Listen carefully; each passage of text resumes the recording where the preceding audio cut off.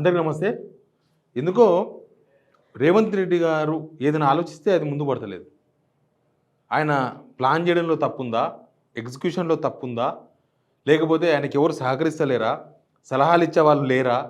ఇచ్చేవాళ్ళు తప్పుడు సలహాలు ఇస్తున్నారా? ఏది చేసినా పెంట పెంట అయితుంది. ఏది చేసినా కంపు కంపు అయితుంది. అది ఆయనకే మంచిది కాదు. అది కొంతకాలం కూడా కలిసి రావాలి. మరెందుకు కలిసి వస్తలేదో తెలవదు. సెక్రటేరియట్‌లో ఆల్రెడీ వాస్తు మార్పులు స్టార్ట్ చేసిర్రు. అయినా సరే ఏది ముట్టుకుంటే అది. బంగారం ముట్టుకుంటే ఇత్తడి, ఇత్తడి ముట్టుకుంటే మన్ను, మన్ను ముట్టుకుంటే రాయి. అట్లా అయిపోయింది ఆయన పరిస్థితి. రేవంత్ రెడ్డి ఇప్పుడు ప్రభుత్వం అంటే రేవంత్ రెడ్డే. మనం మినిస్టర్స్ ఎవరు పెద్దగా ఇన్వాల్వ్‌మెంట్ లేదు గవర్నమెంట్‌లో. వాళ్ళ శాఖలకు సంబంధించిన పనులు తప్ప వాళ్ళు ఎక్కడ పాలిటిక్స్‌లో ఇన్వాల్వ్ అయితలేరు. దేనిలో ఇన్వాల్వ్ అయితలేరు. ఏ ఇష్యూ చూసినా అదంతా నేనే చేస్తున్నా అని మీదేసుకోవడంతోనే అట్లా జరుగుతుందా రేవంత్ రెడ్డి గారికి?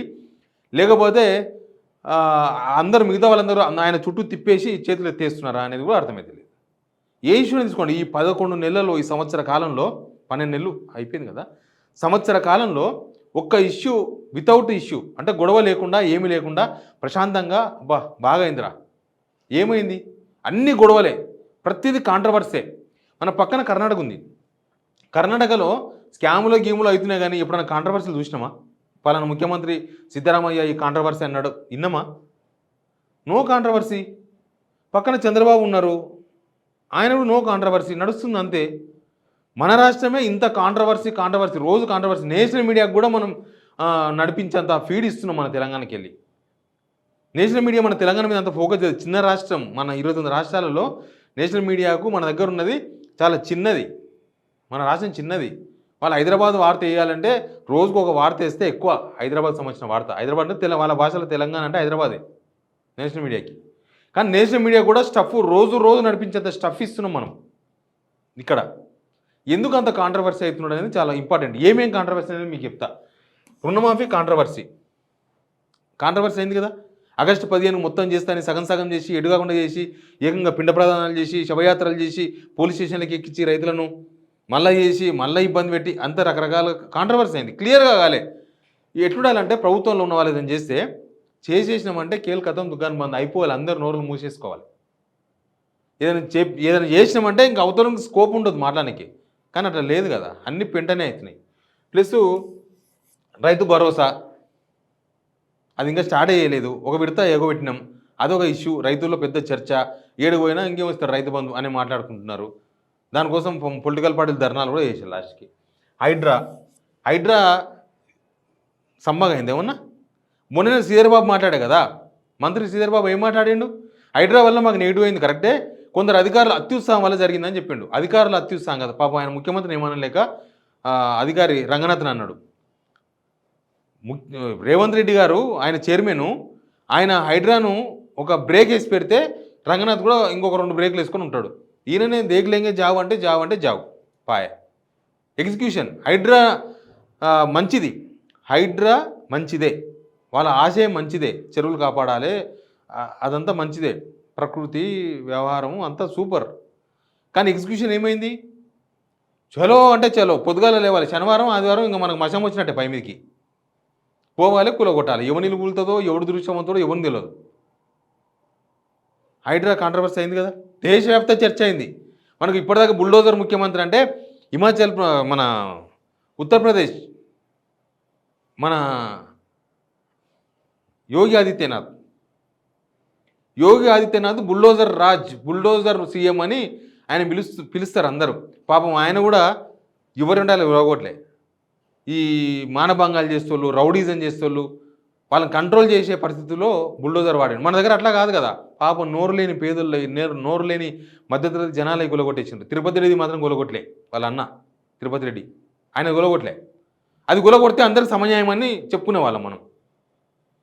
సమన్యాయం జరిగింది, పేదోనికి ఉన్నోనికి సమన్యాయం జరిగిందని చెప్తుంటాం. ఇప్పుడు అల్లు అర్జున్ విషయంలో చెప్పుకుంటున్నారు వీళ్ళు.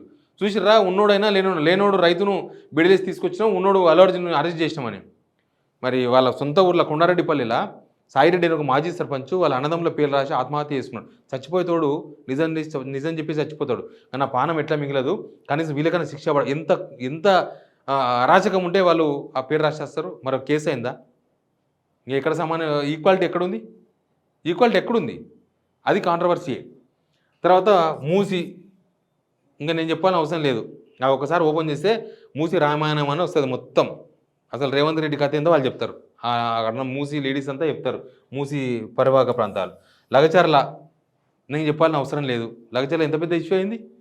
లగచర్ల కూడా వీళ్ళ నిర్లక్ష్యమే. తర్వాత అంబుజా సిమెంట్, రామన్నపేట్, ఇప్పటికీ రైతులు ఆడిపోతే కొడేటట్టున్నారు. ఆడిపోతే కొడతారు. రామన్నపేటలో రైతులు కొడతారు ఆడపోతే. అంబుజా సిమెంట్ పెడతాను. అదానిది కాంట్రవర్సీయే. 100 కోట్ల రూపాయలు స్కిల్ డెవలప్మెంట్ కోసం తీసుకున్నారు. రాహుల్ గాంధీ పొద్దుగాలి అదా మీద మాట్లాడుతుంటే ఈయన అదానితో దోసాన్ని చేస్తాడా? ఉంటుందా? అట్లా నడుస్తుందా? పోయింది. 6 గ్యారెంటీస్ గురించి నేను ఎంత మాట్లాడితే తక్కువ మాట్లాడితే అంత మంచిది. ఇరిగేషన్ ప్రాజెక్ట్స్ అవి ఇవి నారాయణపేట తీసుకొని మెగా కృష్ణాడికి ఇచ్చి అవి ఇచ్చి అవి చేసిరి, అవి పోయినాయి. సెక్రటేరియట్ల లాస్ట్కి సెక్రటేరియట్ల విగ్రహం కాడికి వచ్చినాం. విగ్రహం కూడా పెద్ద కాంట్రవర్సీ కూర్చున్నది కదా. అంత కాంట్రవర్సీ. ఆయన ఇంకా ఉన్నాయి చాలా, నేను బోర్డు జరపక రాస్తలేను. ఆయన జయ జయ తెలంగాణ రాస్తే కాంట్రవర్సీ, కిరవంతో వాడిస్తే కాంట్రవర్సీ. ఇదంతా ఈ ఏమనుకుంటారు అంటే ఇదంతా బీఆర్ఎస్లు చెప్పిస్తున్నారు అనుకుంటారు వీళ్ళు.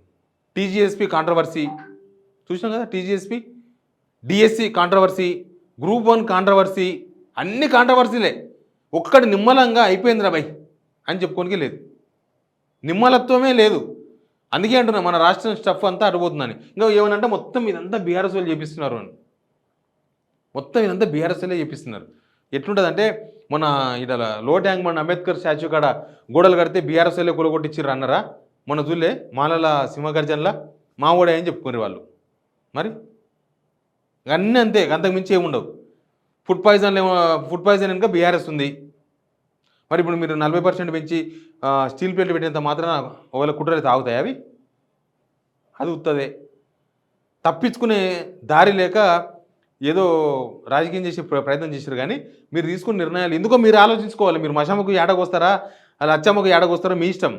మళ్ళీ వాస్తు మార్పు పెట్టుకున్న తర్వాత కూడా అదేమి మీకు కలిసి వస్తలేదు.